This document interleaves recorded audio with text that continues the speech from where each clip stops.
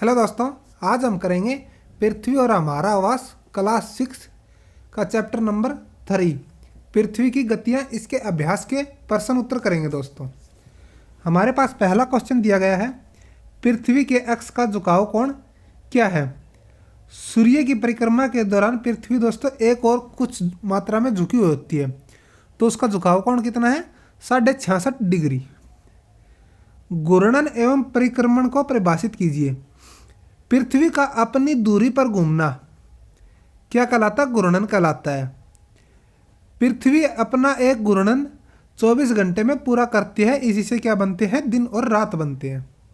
परिक्रमण, जब पृथ्वी सूर्य के चारों ओर चक्कर लगाती है तो उसको हम क्या बोलते हैं?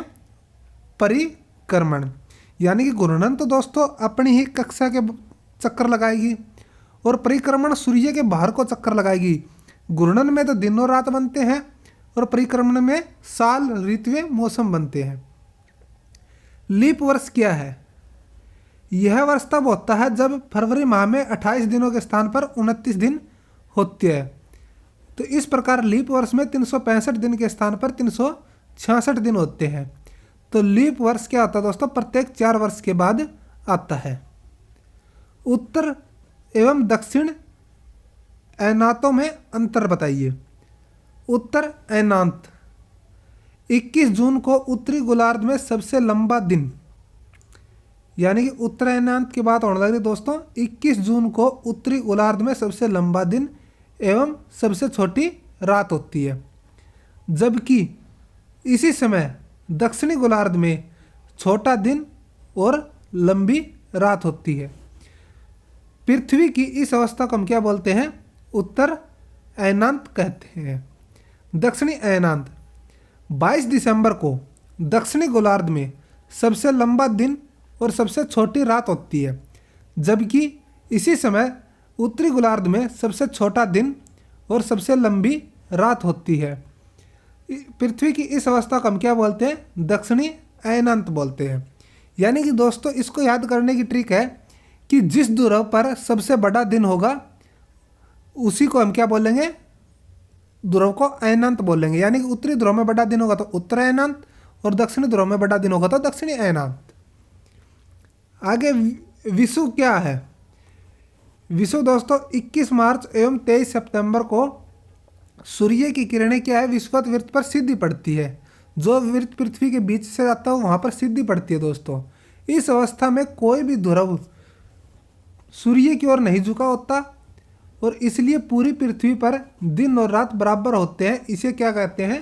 विषुव कहा जाता है। दक्षिणी गोलार्ध में उत्तरी गोलार्ध की अपेक्षा उत्तर और दक्षिण का ऐनांत अलग अलग समय में क्यों होता है? जब उत्तरी गोलार्ध सूर्य की तरफ झुका होता है तो सूर्य की किरणें क्या है? कर्क रेखा पर सीधी पड़ती है, इसलिए उत्तरी गोलार्ध में ग्रीष्म ऋतु होती है। दक्षिणी गोलार्ध में शीत ऋतु होती है, जबकि दक्षिणी गोलार्ध सूर्य की ओर झुका होता है तब सूर्य की किरणें मकर रेखा पर सीधी पड़ती है, इसलिए दक्षिणी गोलार्ध में ग्रीष्म ऋतु होती है और उत्तरी गोलार्ध में शीत ऋतु। यानी कि दोस्तों जौन सा ध्रुव पृथ्वी का सूर्य की ओर झुका होगा वहां पर गर्मी होगी और जौन सा ध्रुव पृथ्वी को सूर्य की ओर नहीं झुका होगा वहां पर ठंड होगी। ध्रुवों पर लगभग 6 महीने की दिन और 6 महीने का रात क्यों होता है? जब उत्तरी गोलार्ध सूर्य की तरफ झुका होता है तो पृथ्वी अपने कक्ष पर झुके होने के कारण उत्तरी ध्रुव पर लगातार 6 महीने तक सूर्य की किरणें पड़ती है, जिससे 6 महीने का दिन होता है। इसके विपरीत दक्षिणी ध्रुव पर 6 महीने की रात होती है। यानी कि जो गोलार्ध पृथ्वी के सूर्य की ओर झुका होगा वहां पर क्या होगी? 6 महीने तक की दिन होगी उस ध्रुव पर दोस्तों। और जौन सा गोलार्ध पृथ्वी का जो सूर्य की ओर नहीं झुका होगा वहां पर क्या होगी? 6 महीने तक लगातार रात होगी उसके ध्रुव पर। इसमें यही कहा गया है। यानी कि जब दक्षिणी गोलार्ध सूर्य की ओर झुका होता है तो दक्षिणी ध्रुव पर लगातार 6 महीने सूर्य की किरणें पड़ती है, जिससे क्या 6 महीने का दिन होता है।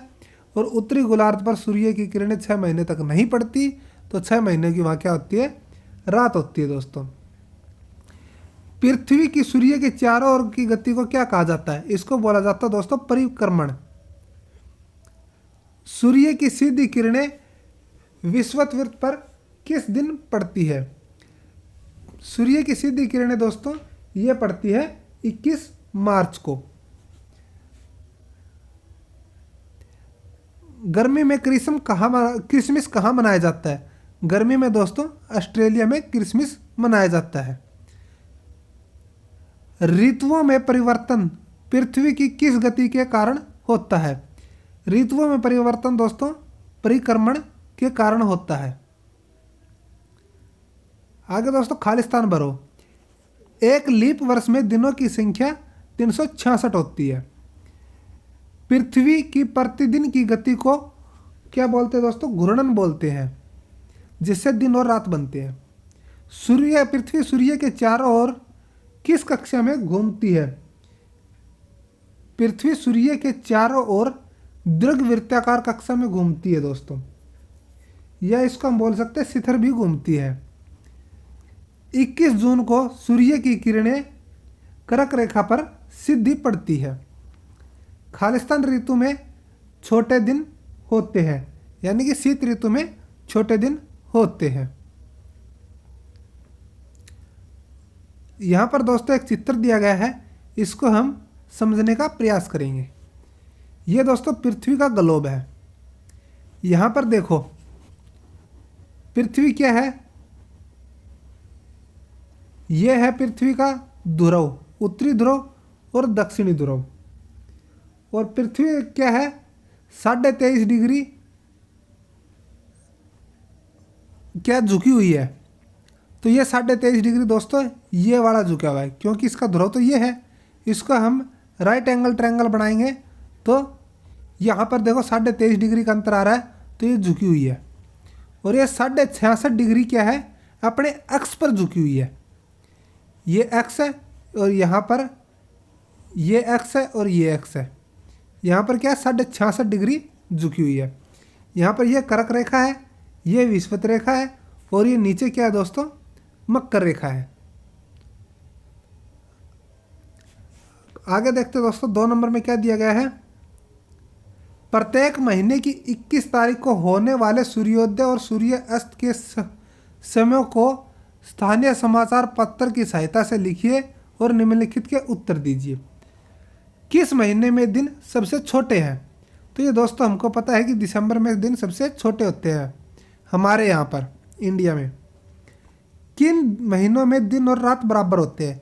मार्च और सितंबर में दोस्तों महीने में दिन और रात बराबर होते हैं। इसी के साथ दोस्तों हमारे इस चैप्टर के भी अभ्यास के प्रश्न कंप्लीट कर लिए हैं। उम्मीद है कि आपको ये वीडियो पसंद आई होगी, इसलिए चैनल को लाइक शेयर सब्सक्राइब करना मत भूलिए, ताकि आने वाली वीडियो का नोटिफिकेशन आपको जल्द से जल्द प्राप्त हो सके।